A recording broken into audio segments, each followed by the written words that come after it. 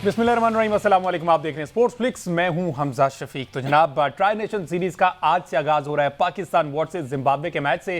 3 टीमें इसमें हिस्सा ले रही हैं, Pakistan, Zimbabwe and Sri Lanka. Rawalpindi cricket stadium में ये तमाम मैचेस खेले जाएंगे। 18 से 29 नवंबर तक जैम पैक शेड्यूल है पाकिस्तान क्रिकेट टीम के लिए। और आगे आने वाले कुछ मंथ्स में टेस्ट क्रिकेट तो दूर की बात, ओडीआई जो फॉर्मेट की क्रिकेट है वो भी हमें मुश्किल ही दिखाई देगी। देखना यह कि T20 वर्ल्ड कप तक पाकिस्तान टीम कितना ज्यादा यूटिलाइज कर सकती है इस शॉर्टर फॉर्मेट को, क्योंकि इसके बाद हमने 1-2 सीरीज और भी खेलनी है। उसके बाद फिर हमारा टारगेट जो है वो T20 वर्ल्ड कप जो कि फेब 2026 में श्रीलंका और इंडिया में होने जा रहा है, जिसमें पाकिस्तान अपने तमाम मैचेस श्रीलंका में खेले। तो इन कंडीशन से फेमिलियर होने के लिए पाकिस्तान टीम जो है वो वही प्लेइंग 11 और 15 रुकनी स्क्वाड जो है उसको तश्कील देने में क्या कामयाब हो पाएगी। अभी हमने साउथ अफ्रीका के सीरीज खेली और वो जीती। उसके बाद ओडीआई सीरीज हमने खेली जनाब श्रीलंका के अगेंस्ट और वो सीरीज भी जीती। अब ये T20 मार्का है जो कि सलमान अली आगा, एक लंबा एक गैप आ गया बीच में इस सीरीज का। उसके बाद अब आगे जो लंबा चलना है वो T20 फॉर्मेट ने ही चलना है। तो श्रीलंका टीम के 2 खिलाड़ी ऐसे हैं जो बीमारी के बायस वापस श्रीलंका रवाना हो गए। दसुन शानका जो है वो अब श्रीलंकन टीम की क़यादत करेंगे। असलंका और फर्नांडो ये जो है वापस श्रीलंका रवाना हो गए हैं। बहरहाल आज 6 बजे मैच है जनाब रावलपिंडी क्रिकेट स्टेडियम में। लेट्स सी इस पर फर्दर आगे चल के बात करते हैं, क्योंकि कप्तान जिम्बाब्वियन कप्तान सिकंदर रजा, उनसे बहुत से सवालात किए गए। उनसे कहा गया कि शाहीन शाह अफरीदी आपके T20 के कप्तान उसमें रहे, PSL में, अब वो इस टीम का हिस्सा है। तो इनके अगेंस्ट खेलना, फ़खर जमान के अगेंस्ट खेलना, क्या हारिस रऊफ के अगेंस्ट खेलना, किस तरह की आपकी ये चीज़ें हैं, जिसको उन्होंने बड़े अच्छे तरीके से जवाब दिया। आगे चल के इस पर भी बात करते हैं। साथ ही साथ जो तब्दीलियां कौमी क्रिकेट टीम के कप्तान सलमान अली आगा कहना कि टीम में कोई तब्दीली नहीं ला रहे। जो प्लेइंग 11 लास्ट हमने साउथ अफ्रीका अगेंस्ट देखी थी वही अब आगे चल के उन्हीं को ही कंटिन्यू किया जा रहा है। तो वो कौन सी प्लेइंग 11 होगी, कौन से चेहरे होंगे, इस पर बात करेंगे। साथ ही साथ एक कंट्रोवर्सी आ रही है, वो है जी अजहर अली और सरफराज अहमद को लेकर कि अजहर अली सरफराज अहमद की अपॉइंटमेंट पर PCB से कुछ नाला नजर आ रहे हैं। ये कहानी क्या है, ये हम अपने जो स्पोर्ट्स कॉरेस्पॉन्डेंट हैं उनसे जानने की कोशिश करेंगे। हमारे साथ मौजूद है senior sports analyst Ahmed Saeed साहब और आगे चल के आकिब कुरैशी मिलेंगे।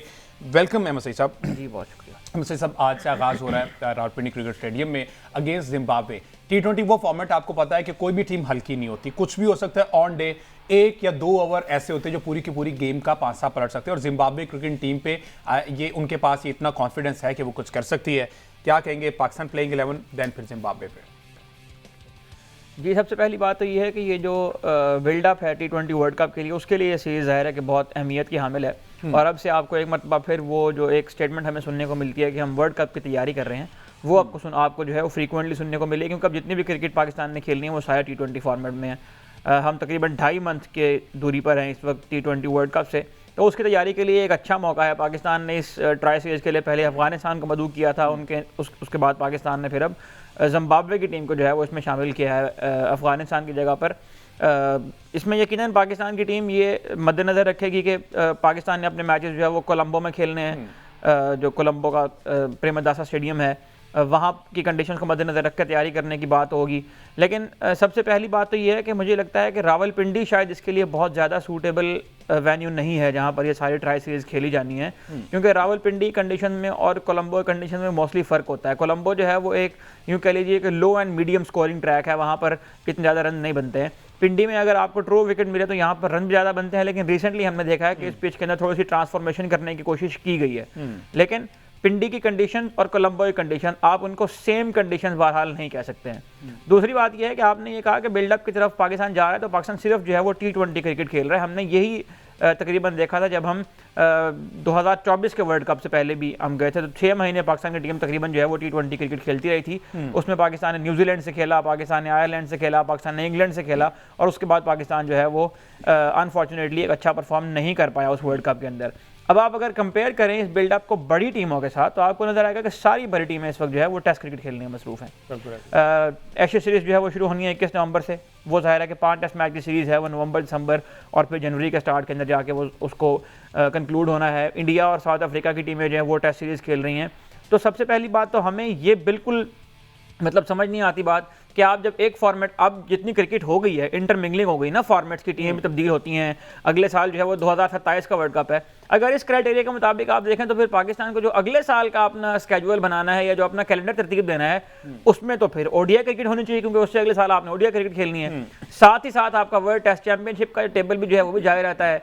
और उसको भी आपने देखना है। तो ये बिल्कुल ना समझ में आने वाली बात है कि एक फॉर्मेट जो आपका पसंदीदा फॉर्मेट है बुनियादी तौर पर, उसको सामने रख के पाकिस्तान ने इस साल 29 T20 मैच ऑलरेडी खेल लिए हैं 2025 में, जिसमें 17 मैच पाकिस्तान जीते हैं और 12 मैच पाकिस्तान ने हारे हैं। ये अलग बात है कि अपोजिशन की जो क्वालिटी थी वो तकरीबन यही थी कि बांग्लादेश से हम खेल रहे थे या हम वेस्ट इंडीज से खेल रहे थे, जो कि अब जाहिर है कि उस तरह से फुल फ्लैज टीम नहीं होती। 2 सीरीज हमने वेस्ट इंडीज से खेली, फिर हम एशिया कप में गए, वहां पर हमें एक ही ओपोनेंट जो है वो हमें स्ट्रांग मिला, उसने हमें हराया। उसके बाद हमने एक अच्छी कामयाबी वहां श्रीलंका के अगेंस्ट समेटी थी और अब श्रीलंका के अगेंस्ट हम जो है वो खेलने आ रहे हैं। तो सवाल ये पैदा होता है कि तैयारियों के लिए आपने किस किस्म की अपोजिशंस को चुना है और किस तरह की कंडीशंस को आपने जो है वो, अब बेहतर ये होता है कि यहाँ पर इन हालात में पाकिस्तान को कराची के वेन्यू को भी थोड़ी बहुत जहमत देनी चाहिए थी। जाहिर है कि वो भी एक ऐसा वेन्यू है कि जहाँ पर इंटरनेशनल क्रिकेट होती रही है। पाकिस्तान में लाहौर और कराची 2 बड़े सेंटर्स हैं और इस पूरे कैलेंडर में आप देखें 18-19 T20 मैचेस जो रखे गए हैं उनमें से कोई एक मैच भी जो है वो कराची में नहीं है। तो आपको सब अगर तैयारी करनी थी तो फिर इस किस्म की कंडीशंस आपको देखनी चाहिए थी। अब सवाल, अब अगर यहाँ पर पाकिस्तान ये खेल भी लेता है जिम्बाब्वे और श्रीलंका के अगेंस्ट, तो ये अच्छी बात है कि आपको श्रीलंका जैसी ऑपोजिशन के अगेंस्ट प्रैक्टिस करने का मौका मिल जाएगा।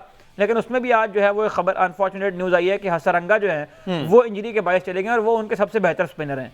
तो यहाँ पर आज जिम्बाब्वे के अगेंस्ट पाकिस्तान ने अपनी इस मुहिम का आगाज़ करना है, तो बेहतर है कि पाकिस्तान इसमें 2-4 चेहरे, 2-4 नए प्लेयर्स को जो है वो आजमा ले ताकि कॉम्बिनेशन बनाने में हमें आसानी हो T20 वर्ल्ड कप। वैसे क्या कॉम्बिनेशन बन रहा है अगेंस्ट साउथ अफ्रीका? जो हमारी साइड थी प्लेइंग 11 वही उस्मान खान कीपिंग करेंगे, साहिबजादा फरहान है, साइम अयूब है, बाबर आजम है और इसी कॉम्बो को लेके चला जाएगा। मिडिल ऑर्डर में हमारे पास क्या हम अब्दुल समद को कंसीडर कर रहे हैं दोबारा से? देखें, ज़ाहिर है हसन नवाज अगर नहीं है यहाँ पर तो फिर अब्दुल समद की जगह तो आपको यहाँ पर बनती हुई जो है वो दिखाई दे रही है। बल्कि यूँ कह लीजिए कि अब्दुल समद की जगह बनाने के लिए शायद ये पूरी अरेंजमेंट जो है वो की गई है।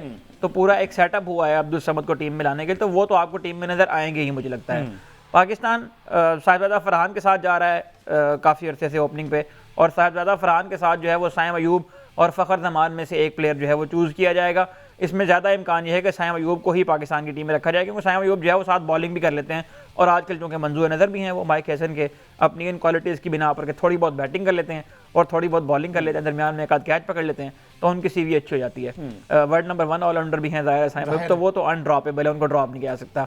बाबर आजम को एडजस्ट करने के लिए फ़खर जमान की कुर्बानी मेरा ख्याल है कि पाकिस्तान क्रिकेट टीम एक मरतबा फिर देगी, क्योंकि बाबर आजम जो है वो जो आखिरी सीरीज़ हुई है साउथ अफ्रीका के अगेंस्ट, उसमें उन्हें एक 68 रन की इनिंग्स है, जिसमें वो अच्छे टच में नज़र भी आए हैं। तो ये बाबर के लिए भी अच्छा है, पाकिस्तान के लिए भी अच्छा है। वो ज़रा फ्लो में आएंगे। कोलंबो कंडीशंस के मुताबिक बाबर आजम का पाकिस्तान की टीम में होना ज़रूरी है, क्योंकि दुबई की पिचों के ऊपर जाके माइक हैसन साहब को उनकी याद बहुत आई थी कि पाकिस्तान की जो बैटिंग लाइन है उसमें डेप्थ नहीं है, और पाकिस्तान की बैटिंग लाइन के जो कलेप्सेस हैं उसको भी सामने रखते हुए हमें नजर आता है कि एक इस तरह का प्लेयर पाकिस्तान की टीम में होना चाहिए। तो बाबर आजम तो पाकिस्तान की टीम में मुझे लगता है कि वॉक इन करेंगे।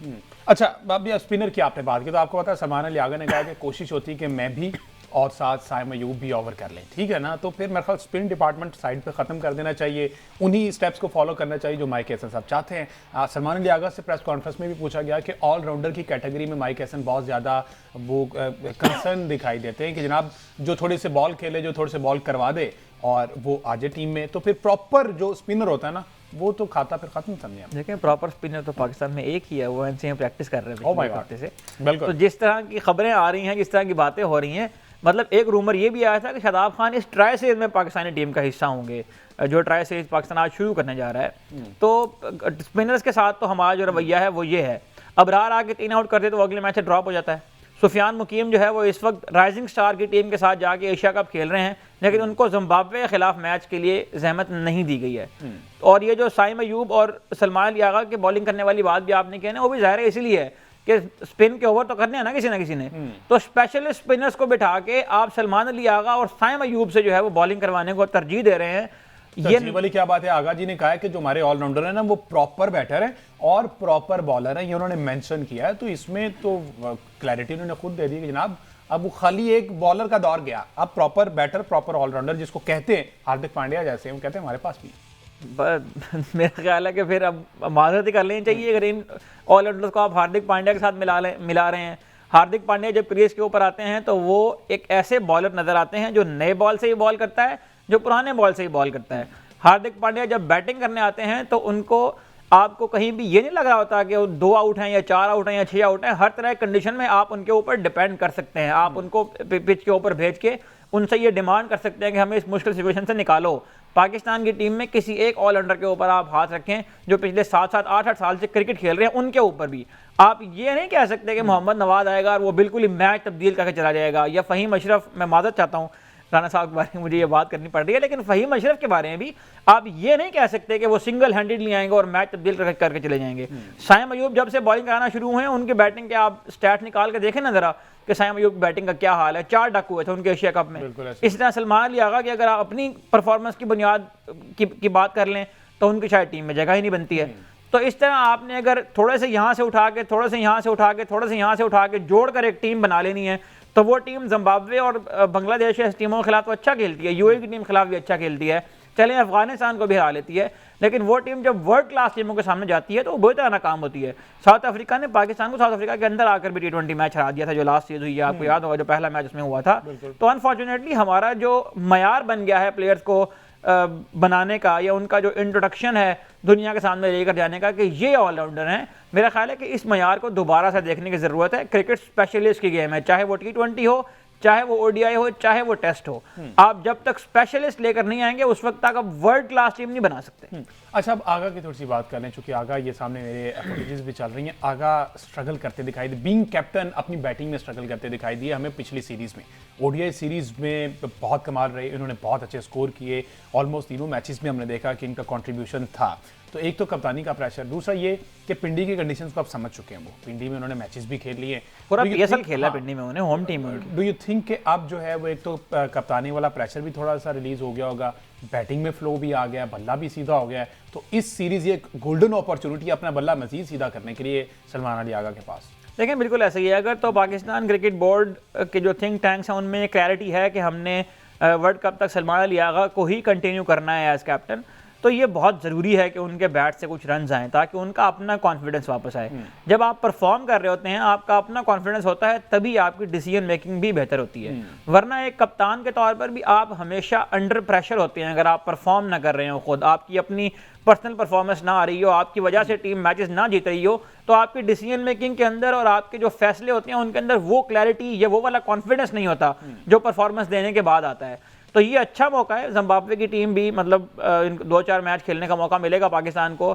2 मैच पाकिस्तान ने जिम्बाब्वे के अगेंस्ट खेलने हैं, 2 श्रीलंका के अगेंस्ट खेलने हैं, और यहाँ पर भी अगेन वो वाला फैक्टर काउंट करेगा कि सलमान अली आगा जो है वो अच्छा खेलते हैं, स्पिन को भी अच्छा खेलते हैं, फास्ट बॉलर को भी बुरा नहीं खेलते हैं, लेकिन जाहिर है कि उनके ऊपर एक लेबल लग गया कि वो उन चंद प्लेयर में से हैं जो स्पिन को अच्छा खेलते हैं। तो यहाँ पर बहुत ज़रूरी होगा सलमान अली आगा का रन करना, ख़ास तौर पर ये जो एक सीरीज अभी गुजरी है साउथ अफ्रीका की, उसमें चूंकि उनको उस तरह से मौका नहीं मिला बैटिंग करने का, तो ये होम कंडीशंस हैं, यहाँ पर ये PSL में भी खेलते हैं, फेमिलियर भी हैं कंडीशंस के साथ, कॉन्फिडेंस में वापस आने के लिए। और मैं तो ये चाहूँगा कि पाकिस्तान की टीम अगर इस तरह की सिचुएशन बनाने में कामयाब होती है कि कोई लो स्कोरिंग अगर पाकिस्तान को टारगेट चेज करना है, तो ये एक आध नंबर ऊपर आ जाएं ताकि कुछ रन इनके बैगेज के अंदर भी आ जाएं और इनको भी जो है वो उससे कॉन्फिडेंस मिले। जिस तरह बाबर आजम को एक अच्छी इनिंग खेलने का मौका मिला था, जिस दिन बॉलर्स ने अच्छी बॉलिंग की थी, तो ये एक टीम वर्क होता है। इस बात को मेरा ख्याल है कि पाकिस्तान की जो ड्रेसिंग रूम है उसके अंदर भी डिस्कशन होनी चाहिए इसके ऊपर कि कोई एक ऐसा मौका ऐसा क्रिएट किया जाए कि जिसमें सलमान अली आगा या उन जैसे 1-2 प्लेयर ऐसे हैं जो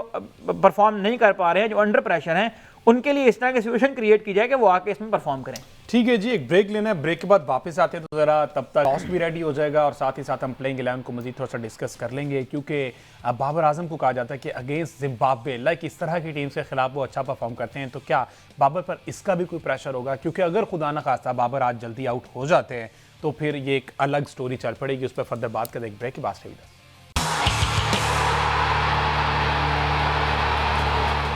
वेलकम बैक जी, बात हो रही है Pakistan versus Zimbabwe versus Sri Lanka tri nation series का आगाज आज से हो रहा है 6 बजे रावलपिंडी क्रिकेट स्टेडियम में पाकिस्तान वर्सेस जिम्बाब्वे। अब से कुछ ही देर बाद 1 से 2 मिनट बाद जो है वो टॉस हो जाएगा, टॉस की अपडेट भी लेकर आपको देंगे और फर्दर जो प्लेइंग 11 उसको डिस्कस करेंगे। प्लेइंग 11 से याद है कि मैं साहब बाबर आजम की बात मैं करना चाह रहा था ब्रेक से पहले कि बाबर आजम को क्या ये ट्राई नेशन सीरीज खेलना चाहिए, स्पेसिफिकली अगेंस्ट जिम्बाब्वे खेलना चाहिए, क्योंकि सोशल मीडिया पर कह लें या जितने भी बैरून मुल्क लोग बात करते हैं बाबर आजम को जिम्बाब्वे से जोड़ते हैं कि जिम्बाब्वे के अगेंस्ट बाबर के रिकॉर्ड्स हैं और सारे रन्स हैं। तो जरा ये भी बता दें कि बाबर के रन्स आखिर कितने हैं जिम्बाब्वे के अगेंस्ट, जो कि उन पर टैग लगा हुआ है। जहां तक मुझे याद है, मैंने एक पढ़ रहा था उसमें 4 पॉइंट कुछ समथिंग परसेंटेज बनती है अगेंस्ट जिम्बाब्वे, बाकी जो सीना कंट्रीज के खिलाफ उन्होंने रन किए, तो क्या पहली बात ये कि क्या खेलना चाहिए बाबर को आज का मैच, अगर उनको ऑफर होती है कि आप आएँ प्रैक्टिस करें? देखें, सबसे पहली बात तो ये है कि सोशल मीडिया की बुनियाद पर तो ये तय नहीं होना चाहिए कि बाबर ने खेलना है कि नहीं खेलना है, क्योंकि सोशल मीडिया पर तो कभी भी कुछ भी कहा जा सकता है। तो सोशल मीडिया की बुनियाद पर तो ड्रॉप नहीं होना चाहिए। यस, बाबर आजम को जिम्बाब्वे के खिलाफ मैच इसलिए नहीं खेलना चाहिए कि बाबर आजम जिस फ्लो में आ रहे हैं उस फ्लो में जाहिर है कि आपको उस तरह की बॉलिंग लाइनअप के अगेंस्ट खेलते रहना होता है जिनका मतलब यूँ कह लीजिए कि जिनकी क्वालिटी थोड़ी बेहतर हो। जिम्बाब्वे की टीम जाहिर मतलब उनके अंदर भी अच्छे फास्ट बॉलर हैं, ऐसा नहीं है कि उनकी मतलब फास्ट बॉलिंग बुरी है या उनकी, लेकिन जाहिर है कि जिम्बाब्वे के बॉलर जो हैं वो उस तरह से टेस्ट क्रिकेट नहीं खेलते हैं या वो उस तरह से फुल मेंबर टीम की क्वालिटी को जो है वो एक्वायर नहीं करते हैं। तो इसमें पाकिस्तान के पास एक अच्छा मौका है कि पाकिस्तान अपने यंग प्लेयर्स जो हैं उनको यहाँ पर चांस दे। इस तरह अब्दुल समद की आपने बात की है, उनको खिलाया जा सकता है। इस तरह उस्मान तारिक पाकिस्तान का डेब्यू उन्हें किया था पिछले टूर्नामेंट के अंदर। अच्छा, वो बॉलर हैं। पाकिस्तान ने जीत लिया, टॉस जीतकर पहले बॉलिंग का फैसला किया। अगेन वही ड्यू फैक्टर के पहले पाकिस्तान जो है वो टॉस करके अब बॉलिंग कर रहा है और जिम्बाब्वे को जनाब अंडर प्रेशर करेंगे, कोशिश उनकी पूरी होगी कि कम से कम स्कोर्स पर रिस्ट्रिक्ट करें। और बाद में हमने आखिरी T20 में मैंने देखा कि ड्यू ने बहुत ज़्यादा तंग किया श्रीलंकन बॉलर्स को भी। देखें, good toss to win for Pakistan. Pakistan का मंत्रा जो प्रीवियस 2 सीरीज हुई हैं उनके अंदर भी यही चल रहा है कि पाकिस्तान की टीम पहले बॉलिंग करती है और ये कोशिश करती है कि जो हम पहले बात कर रहे थे कि उनको लो स्कोर के ऊपर रिस्ट्रिक्ट किया जाए। और उस देखें, इस तरह की कंडीशंस के अंदर एक अच्छा फायदा पाकिस्तान को ये हुआ कि एक अच्छी बारी बाबर ने ले ली, एक अच्छी बारी साइम अयूब ने ले ली, और फिर ओडीआई के अंदर भी हमने देखा कि बाबर ने एक अच्छी बारी ले ली। तो इससे ये होता है कि जब आप रिस्ट्रिक्ट कर लेते हैं किसी ऑपोजिशन को तो आपको ये उस वक्त ये पता होता है कि आपके पास कौन कौन से ऐसे ऑप्शन जिनको इस कंडीशन में इस्तेमाल किया जा सकता है। पाकिस्तान अगर जिम्बाब्वे को 120, 130, 140 तक भी रोकने में कामयाब हो जाता है तो मैं ये समझता हूँ कि सलमान अली आगा को ऊपर आके थोड़ी सी बैटिंग कर लेनी चाहिए आज। टारगेट भी आसान होगा, पिंडी कंडीशंस हैं सामने, टीम भी जाहिर है कि उस तरह के जिसके अगेंस्ट उनके रन करने की जो परसेंटेज है वो ज़्यादा हो सकती है। तो मुझे ये लगता है कि ये एक अच्छा मौका है पाकिस्तान के लिए अगर पाकिस्तान रेस्ट्रिक्ट करता है जिम्बाब्वे की टीम को एक लो टोटल के ऊपर और फिर उसको जो है वो चेज करने में कामयाब होता है। यही पाकिस्तान ने मंत्रा अपनाया था साउथ अफ्रीका के अगेंस्ट भी, और उससे पहले जो पाकिस्तान ने T20 क्रिकेट खेली है इस पूरे साल के अंदर उसमें भी हमें यही नज़र आता है कि पाकिस्तान जो है वो एक तो अपने जो पाकिस्तान की एक बनी हुई है कि चेज में इनको दुश्वारी होती है वो भी अपने ऊपर से पाकिस्तान उतारना चाह रहा है एक लेवल, और पाकिस्तान ने एक दो अच्छे चेजेस किए भी हैं T20 क्रिकेट के अंदर। अगेन बाबर आजम के ऊपर अगर मैं वापस आऊँ तो बाबर आजम को जिम्बाब्वे के अगेंस्ट या इस तरह की टीमों के अगेंस्ट अगर रेस्ट वो लें, क्योंकि क्रिकेट बहुत ज़्यादा हो गई है और बहुत ज़्यादा क्रिकेट के अंदर समटाइम्स ऐसा होता है कि आप कोई एक गैर ज़रूरी मैच खेलते हुए या एक लेस इंपॉर्टेंट मैच खेलते हुए इंपॉर्टेंट मैच से भी हाथ खो बैठते हैं। इंजरी भी हो सकती है, किसी वक्त कोई फटीग हो सकती है, कोई वायरस के इशूज़ भी जो है वो चल रहे हैं जिसका शिकार हुए हैं 3 श्रीलंका के प्लेयर्स भी। तो ऐसे कंडीशन में मुझे लगता है कि जिम्बाब्वे की टीम के अगेंस्ट बाबर आजम को नहीं खेलना चाहिए। उनके लिए मेंटली भी एक रिलीफ होगी और फिजिकली भी एक रिलीफ होगी, और उसकी बजाय किसी नए लड़के को पाकिस्तान जो है वो चांस दे सकता है। ये भी हो सकता है कि पाकिस्तान जो है वो साहबजादा फरहान, फ़खर जमान और साइम अयूब तीनों के साथ चला जाए और बाबर आजम जो है वो उस कंडीशन के अंदर रेस्ट कर लें। अच्छा, अभी टीम वैसे अभी प्लेइंग 11 हमारे सामने नहीं आई, लेट्स सी अभी पता चल जाएगा, उसको फर्दर भी हम देखते हैं। तो बाबर आजम का आपने जिस तरह से कहा, बाकी जो प्लेयर्स हैं डेफिनेटली इस सीरीज़ में यंग टैलेंट को मौका देना चाहिए, लेकिन सवाल ये है कि क्या इस सीरीज़ में जब यंग टैलेंट को हमने मौका दे दिया तो क्या हम कंटिन्यू करवाएंगे आगे आने वाली सीरीज प्लस वर्ल्ड कप के लिए? अगर उनको कंटिन्यू करवाएंगे तो फिर इस जगह पर एमएस सब उस यंग टैलेंट को लाने का एज सच कोई फायदा नहीं होगा। उनको लाए, परफॉर्म किया, फिर बेंच कर दिया तो फिर फायदा नहीं है। तो क्यों ना फिर उन्हीं को कंटिन्यू किया जाए जो आपके प्लान का हिस्सा है कि टिल वर्ल्ड कप 2026 इन लोगों पर ही हमने मेहनत करनी है और इन्होंने वर्ल्ड कप खेलना है और इंशाल्लाह जितवा के देना। देखिए, इसमें 2 फैक्टर हैं। एक तो बात यह है कि जो बैटिंग पोजीशंस हैं उनके अकॉर्डिंग देखना पड़ेगा कि ऑप्शंस क्या हैं। हसन नवाज को अगर ड्रॉप कर दिया तो वहाँ पर किसी प्लेयर को तो लेकर आना है ना, किसी ऐसे प्लेयर को लेकर आना है जो मैच फिनिश करने की सलाहियत रखता हो। तो उसमें अब्दुल समद जो है वो इस वक्त फिट इन होते हुए नजर आ रहे हैं। बाकी इंशाल्लाह अब्दुल समद परफॉर्म कर जाते हैं, हसन नवाज भी तो डोमेस्टिक में अच्छा परफॉर्म कर जाते हैं, तो फिर ये जो टाई पड़ेगी कि आपने वर्ल्ड कप के लिए किसे कंसीडर करना है T20 फॉर्मेट में, तो फिर तो खासी मुश्किलात हो जाएंगी। देखिए, सबसे पहली बात तो ये है कि अल्लाह करे कि ये दोनों परफॉर्म करते हैं ताकि इन दोनों का भी आपस में कंपटीशन हो।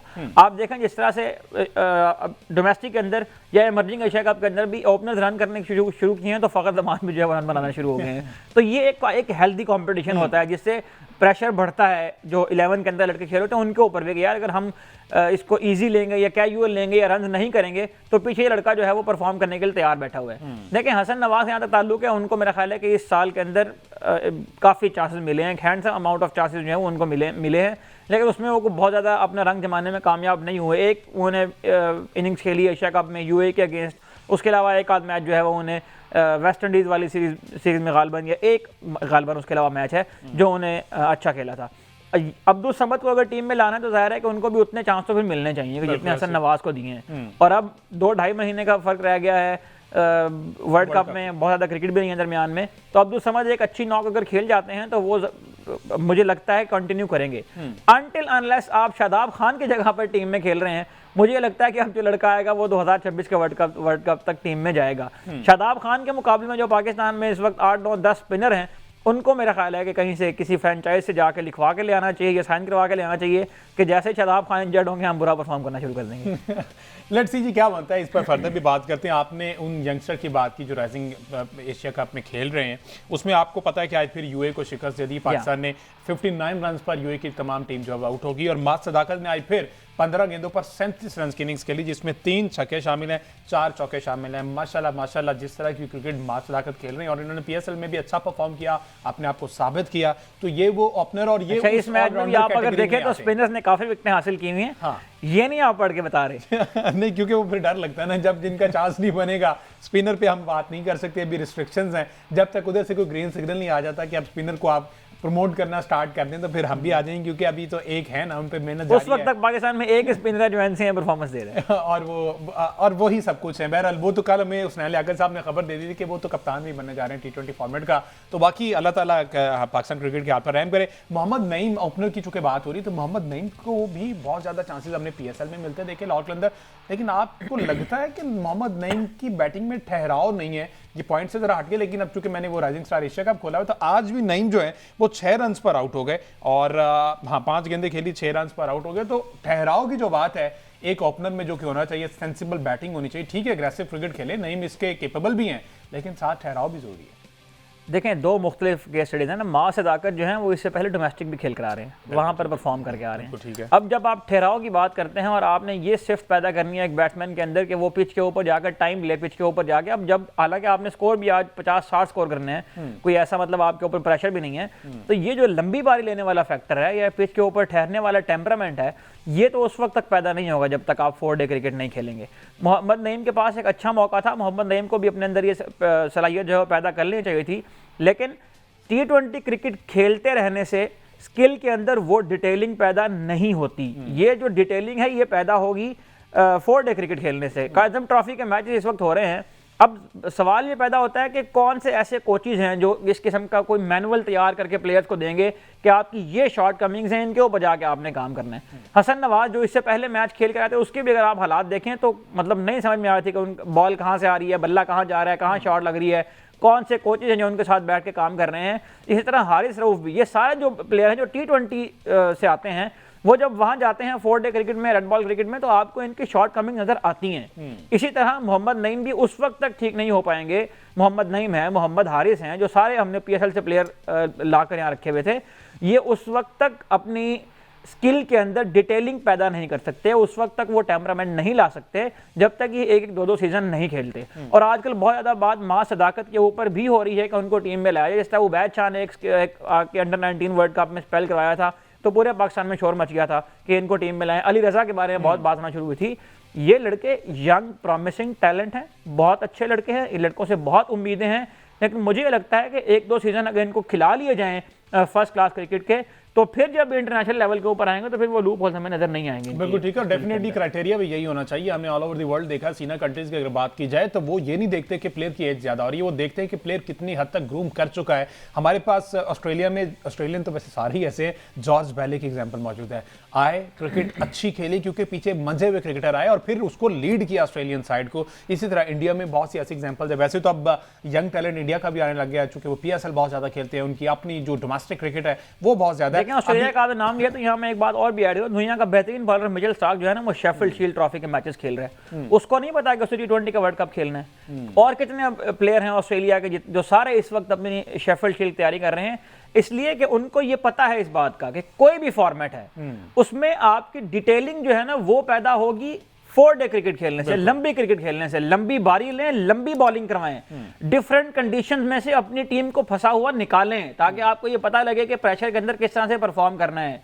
तो जितने भी बेहतरीन बैट्समैन ऑस्ट्रेलिया के हैं या बेहतरीन बॉलर ऑस्ट्रेलिया के हैं, वो सारे इस वक्त शेफील्ड शील्ड खेल रहे हैं। मार्नस लैबुशेन टीम से ड्रॉप होता है, वो कोई जिद नहीं करता, वो किसी को आके मतलब सोशल मीडिया के ऊपर रील नहीं डालता या इंस्टाग्राम के ऊपर जाके स्टोरी डालता, वो जाके डोमेस्टिक खेलता है और वहां पर उसने 5 सेंचुरियां स्कोर की हैं। उसने फिर मजबूर किया है सिलेक्टर्स को कि वो उनको टीम में दोबारा जो है वो शामिल करें। तो ये मेरा ख्याल है कि तरीकाकार होता है अगर आप लंबी और अच्छी क्रिकेट खेलना चाहते हैं। बिल्कुल ठीक है जी, ब्रेक लेते हैं, ब्रेक के बाद वापस आते हैं। जरा एक कंट्रोवर्सी चल रही है अजहर अली और सरफराज को लेकर, उसको डिस्कस अपने कॉरेस्पॉन्डेंट, स्पोर्ट्स कॉरेस्पॉन्डेंट जो है उनसे पूछने की कोशिश करेंगे कि आया ये वाकई इसमें कोई सच्चाई है या फिर ये रूमर्स हैं सोशल मीडिया के, हद तक इस पर बात करते हैं। ब्रेक के बाद एकदम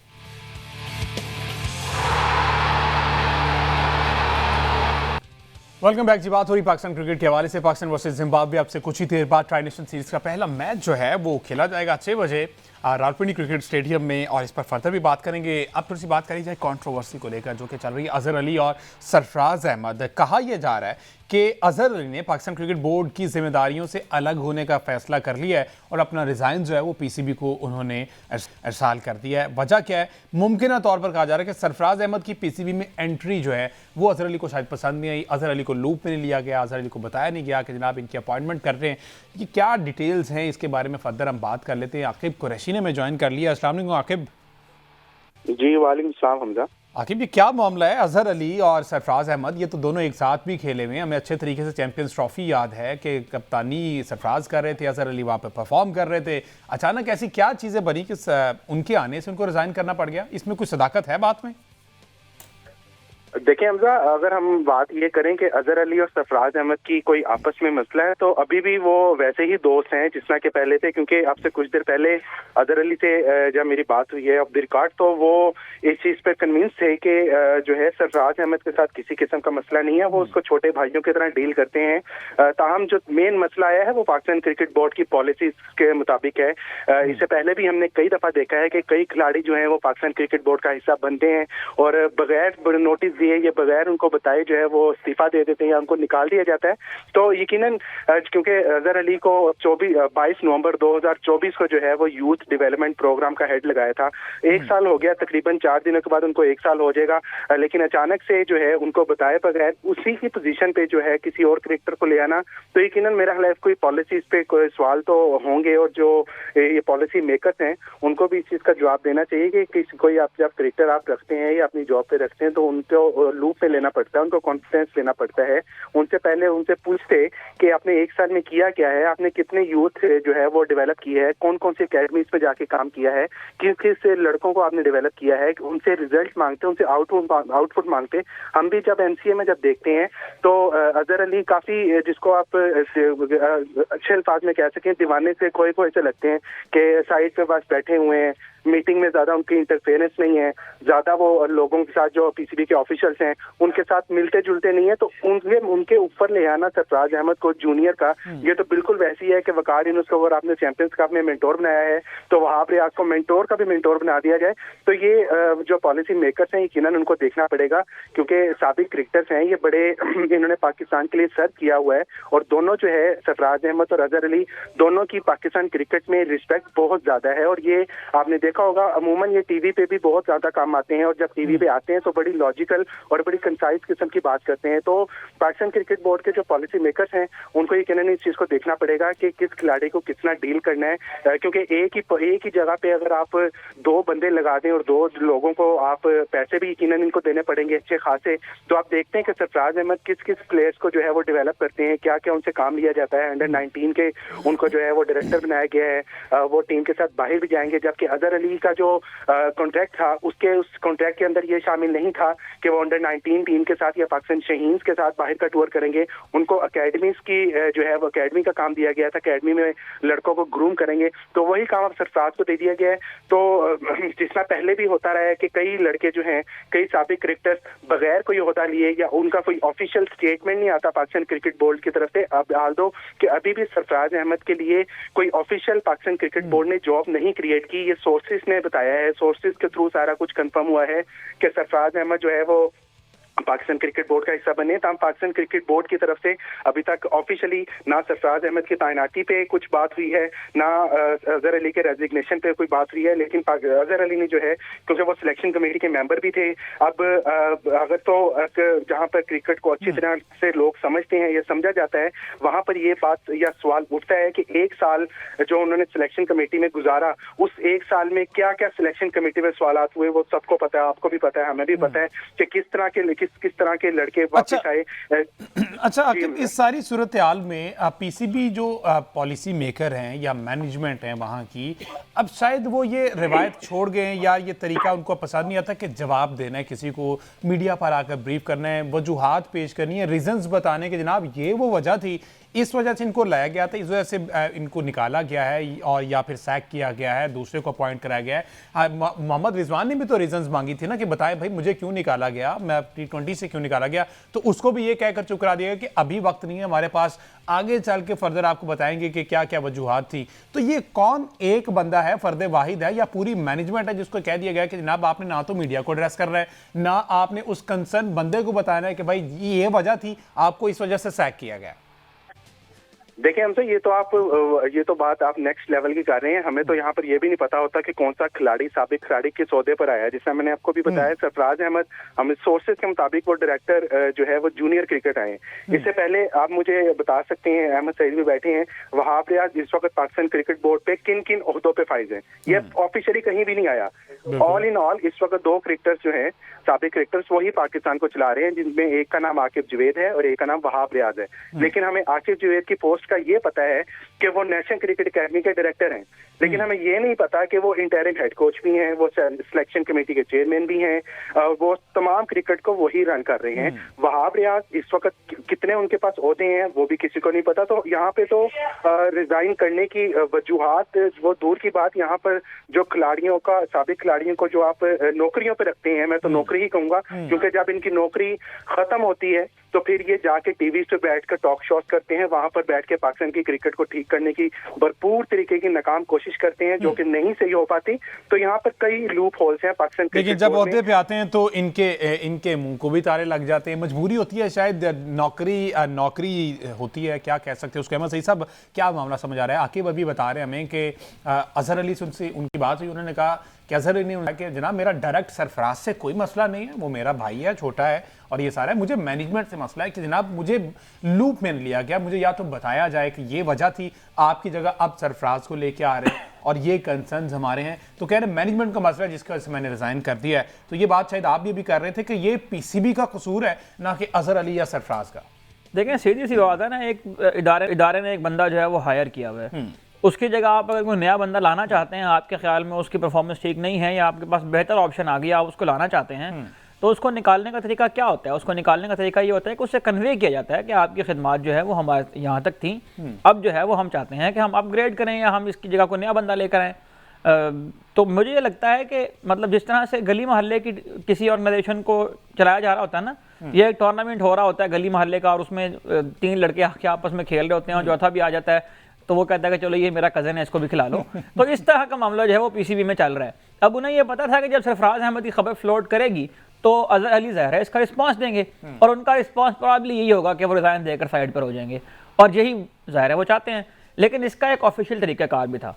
ऑफिशियल तरीक़ाकार उन लोगों को पता होता है जिनको मतलब जो खुद पैराशूट ना हो, जो खुद एक तरीक़ाकार के तहत काम के अंदर आए हो ना, और ऑफिस की जो एक रूटीन होती है, जो उसकी हिरार्की होती है, उसकी समझ बूझ वो रखते हैं अपने अंदर, तो फिर ये चीज़ें होती हैं। यहाँ मसला ये है कि 3-4 ब्यूरोक्रेट्स हैं, 2-4 सहाफ़ी हैं जो अपनी गर्दन में एक सरिया होने की वजह से ये समझते हैं कि पीसीबी शायद उनकी कोई रखेल है या पीसीबी के अंदर जिस तरह से वो कहेंगे चीज़ें उस तरह से चलेंगी।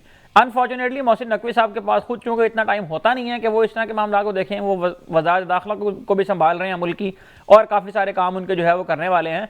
तो नीचे जो उनके लोग काम कर रहे हैं वो इस हद तक, मैं तो इसको एक बिल्कुल गैर ख़ानदानी हरकत कहूँगा कि आप जो है वो एक बंदे को, एक जो वहाँ पर बैठा काम कर रहा है, उसको आपने प्रॉपर सी ऑफ करने का, उसको प्रॉपर सेंड ऑफ करने का भी आपने मौका नहीं दिया, और उसके ऊपर लाकर आपने एक बंदा बिठा दिया, ना सिर्फ बंदा बल्कि वो बंदा जो उसका कुलीग रहा है। तो अब पूरे मीडिया के अंदर जब वो चलती है ना खबर के, वो दो चेहरे लगे होते हैं, दरमियान में कैसे बिजली कड़क रही होती है, इस तरह का जो है वो सीन क्रिएट करने की कोशिश की गई है अजहर अली और सरफराज अहमद के दरमियान में। दोनों बहुत ऑनरेबल हैं, दोनों बहुत पाकिस्तान के लिए चैंपियंस ट्रॉफी विन की है, दोनों चैंपियन प्लेयर रहे हैं, लेकिन ये मिस मैनेजमेंट है पीसीबी की। मिस मैनेजमेंट, मैं इसको एक गैर खानदानी हरकत कहूंगा दोबारा, सिर्फ जो पीसीबी की जानिब से की गई गैर है। खानदानी, यहाँ पे ताबे काबा बिगड़ा हुआ है बहुत सियासी। लेकिन वो जो कजन वाली आपने बात की है ना, मुझे लगता है वहाब रियाज के कोई कजन है पीसीबी में कि वो कहते हैं कि जनाब ये मेरे कजन आए, इनको कहीं ना कहीं रख लें। तो वो शायद कजन इनके आकिब जावेद है कि वो जहां पर जाते हैं वहाब रियाज को, अब मेरे ख्याल उनको खवातीन की तरफ कर दिया गया है, वो सारा डिपार्टमेंट उनके हवाले कर दिया गया है, तो उनको साइडलाइन नहीं कराया जा रहा। आप पहले फ्रंट पे थे, वहां से हटा के आप बैक एंड पे ले आए, काम करते रहेंगे, पाकिस्तान क्रिकेट को सर्व करते रहेंगे, क्योंकि जो मजे लगे हुए हैं, जो पैसा आ रहा है, ये लगिया ने मौजा लाई रखी छोड़े, लगिया ने मौजा लाई रखी छोड़े। बहरहाल जी, अब मैच की तरफ चलते। पाकिस्तान ने टॉस जीता, पहले फील्डिंग का फैसला किया है। वही आप वाली बात आपने कहा कि 140 तक, तो आपको लगता है कि जिम्बाब्वे की बैटिंग लाइनअप इतनी कैपेबल है कि वो 130-40 तक चले जाएगी? मुझे तो लगता है कि ये 75, 80, 85 में हमको रिस्ट्रिक्ट करना चाहिए। देखें, 3 प्लेयर हैं जिम्बाब्वे में जिनके मैं नाम यहाँ पर लेना चाहूँगा। उसमें एक ज़ाहिर ब्रायन बैनेट हैं जो एक्स्ट्रा ऑर्डिनरी फॉर्म में है। अभी जो आखिरी 5 उन्होंने इनिंग्स खेली हैं क्वालिफायर्स के अंदर, उसमें 3 उन्होंने 50 की हैं और एक उन्होंने सेंचुरी स्कोर की है। 181 का उनका स्ट्राइक रेट है, गो कि ये लोअर रैंक की टीम थी, लेकिन उनका बैट जो है वो फ्लो में है। ब्रायन बैनेट एक अच्छा नाम है जो रन कर सकते हैं। उसके अलावा ब्रेंडन टेलर की इस टीम में वापसी हुई है, जो काफ़ी अरसे से क्रिकेट खेल रहे हैं। मेरा ख्याल है शुएब मलिक हैं शायद जिम्बाब्वे के, जितनी लंबी उन्होंने क्रिकेट जो है वो खेल ली है। ब्रेंडन टेलर की दोबारा वापसी हुई है। वो पाकिस्तान में भी कंडीशन से हम आहंग हैं, पाकिस्तान की टीम के खिलाफ भी वो खेलते रहे हैं, पाकिस्तान के अंदर भी आकर वो खेल चुके हैं, तो उनका जो है वो रोल बहुत इंपॉर्टेंट होगा। और तीसरा नाम यकीनन आपको पता ही है कि सिकंदर रजा हैं, जो दुनिया भर की T20 लीग्स के अंदर भी और दुनिया भर की कंडीशंस के अंदर T20 खेलने के जो है वो माहिर हैं। तो ये 3 नाम हैं जिनसे पाकिस्तान को जल्द से जल्द छुटकारा हासिल करना है। लेट्स सी, अब से 3 मिनट बाद इसका आगाज हो जाएगा। इस मैच का जो भी रिजल्ट निकलता है कल के शो में इसको फर्दर डिस्कस करते हैं। फिर जिम्बाब्वे और श्रीलंका का मैच है ट्राई नेशन सीरीज में, उसको डिस्कस करते हैं। मुझे दीजिए इजाजत, अल्लाह हाफिज।